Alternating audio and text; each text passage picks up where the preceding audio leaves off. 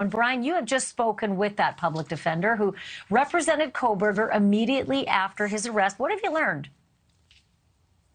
Yeah, this was interesting, Ashleigh, because last time we saw the public defender in Pennsylvania, Jason LaBar, he was with Kohberger in court. I was in the courtroom, but he had not seen the 18-page probable cause. So now he has. I asked him what he thought about it, and he says he thinks there are holes in the probable cause. He is questioning the phone pings. He says that those pings are not specific GPS coordinates, and he says the defense can have a field day with those pings, calling them out.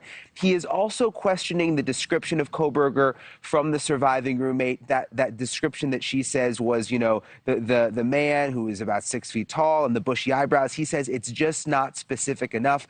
And then I asked him about the statement. Remember that statement that he initially put out right after Kohberger was arrested? Very interesting. Kohberger had a lot to do with that statement. Listen to what he told me. The statement that you released from Kohberger, where he, said that he was innocent, essentially, did you write the statement with him? I don't know if you can share how that statement came about. The statement came about Friday night when I talked to him. So then I went out to the jail at 5 o'clock. I know there was a lot of people, a lot of news media outlet at the jail at that time. But I knew it was dark out, so I could essentially sneak in under the cover of dark and be able to talk to him without anyone knowing that I was actually there. And I spoke to him for about an hour. I let him know about the statement, that I wanted to get a statement out there because with all of the news media, I knew there was going to obviously be issues as far as him receiving potentially a fair trial, people jumping to conclusions. Automatically you worry about the presumption of innocence and the integrity of the criminal justice system. So I said, Bryan, is it okay if we get a statement out? And that's when he brought up the eager to be exonerated language. And obviously that was included in the statement. So that was him. That was him who wanted to put that in. The eager to be exonerated was the language he used. We put it in the statement.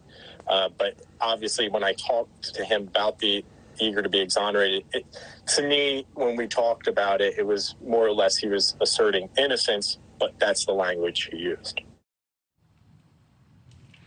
So very interesting, Ashleigh, that Bryan Kohberger, is the one who came up with those words, eager to be exonerated. Mr. LaBar also said he does not believe that Kohberger can get a fair trial here in Moscow, Idaho. He believes that this trial will likely eventually be moved to another jurisdiction.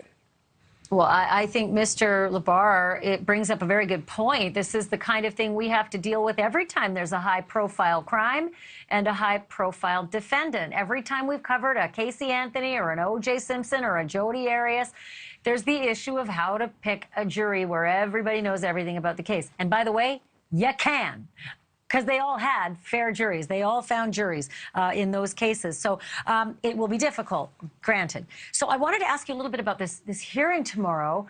It's so hard, Bryan, to find out any information with the gag order. But we do know one thing, and I don't know if it's telling. They had to move the time. Was there some security issue or some particular reason why all of a sudden the docket changed and the time for his appearance changed? It's a good question, and you mentioned it. Because of the gag order, we can't call up the defense or we can't call up the prosecutor. We can't even call up the police. None of them are allowed to talk to us. But yes, it's now been moved to 8 a.m. We're told by the courts, they actually put out a release today saying that they believe that it will be short and mainly focused on scheduling. Likely both sides are going to talk about when exactly they want to have a preliminary hearing. So maybe that's the reason that Steve and Christy Gonzalez, as NewsNation learned exclusively tonight, are not going to be in that courtroom. They're going to follow this by Zoom.